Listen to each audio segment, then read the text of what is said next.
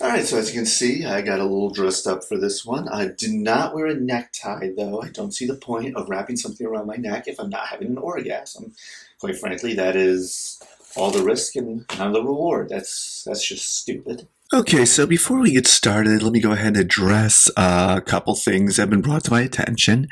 In the earlier video, I referred to Michael Keaton's character in Spider-Man Homecoming as Falcon rather than the Vulture. So I got the wrong bird. And the internet is, of course, going to be very angry with me about that. So I'm going to cut off two random fingers, and I think we should be good then. I think that's proper penance. Likewise, it has also been brought to my attention that a few times when I was reviewing Jurassic World Fallen Kingdom, I referred to it as Jurassic Park Fallen Kingdom. So I can't really afford to lose four fingers. I'm going to cut off three fingers. That should be good enough. One will be a thumb. I think that makes it. I think that makes it okay. A little harder to snap my fingers, which is how I will segue into one final thing. During a review I did for Luke Cage Season 2, a lot of people wanted to know why I didn't bring up the fact that there's no mention of Thanos snapping his fingers.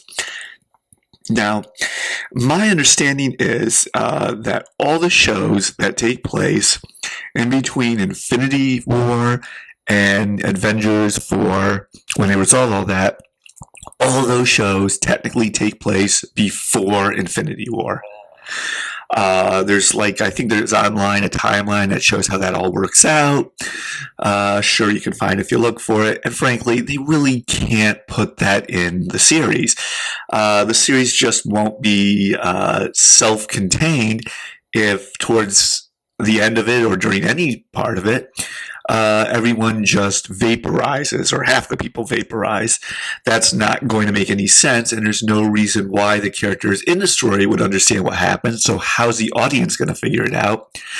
And even though most people watching the show probably do know what's going on in the movies, it does hurt that whole self-contained business. So I do think that's the right choice on the MCU's part. Now, while I was a fan of the Mission Impossible television series, I was not, up until now, a fan at all of the movies, especially where the second one is concerned. Mission Impossible 2, for those of you who haven't seen it, is a movie in which Tom Cruise's character, Ethan Hunt, farts flames and doves every time he walks in slow motion. You probably think I'm kidding.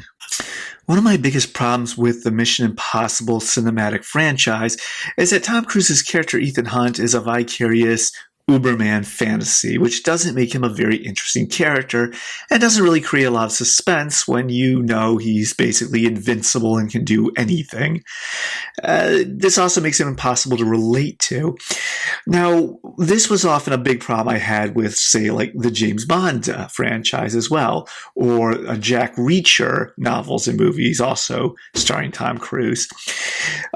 This is something, one of many things that Mission Impossible Fallout immediately rectifies. It does still retain that Ethan Hunt has all this amazing training, but he's a much more human and much more vulnerable character. You're actually concerned for him. He seems like an actual person. This was also something that the James Bond series started to do right after Casino Royale, when James Bond became a human being and not just, a rapist. Hey, before I go any further, a quick FYI. No real way to segue into this, but I actually did develop a superpower of my own, and I'm pretty proud of that. It seems like a stupid superpower, but hear me out. I can now psychically make orphans twice as hungry. Now, that doesn't sound very useful, but guess who can take Batman in a fight? Yeah, that's right. Little Brucey can't fight when his tummy has a rumblies. No, it can't.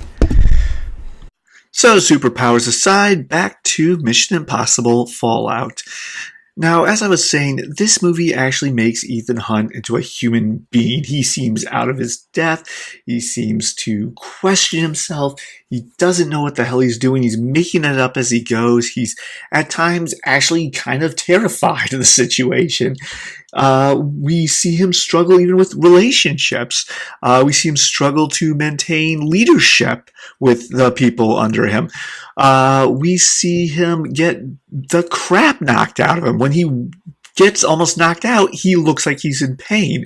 When this movie gets to its climatic fight scene, he's not walking in slow motion, farting explosions and doves to go fight the bad guy. He is limping and bleeding and just stumbling towards this guy, looking like he wants nothing more than to just take a goddamn nap. And the bad guy doesn't look much better. He's all jacked up too. It actually does build up a sense of suspense. I found myself throughout this movie wondering, how is he going to pull this off? How is he going to manage this? And it definitely doesn't hurt that despite this, we have the most badass car chase scene, a badass fight scene in a bathroom, this crazy scene with the helicopters. This really was a damn good action movie. So now it's time for shameless promotion. Down in the comments section, you'll see a link to my website, Darkwana Games, where you'll find my novels and my games.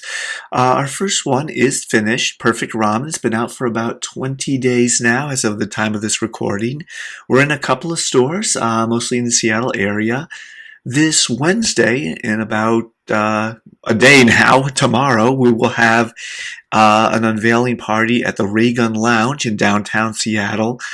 And we're going to have another one on Aurora at Arcane Comics and Games, also in Seattle, on the 8th of September.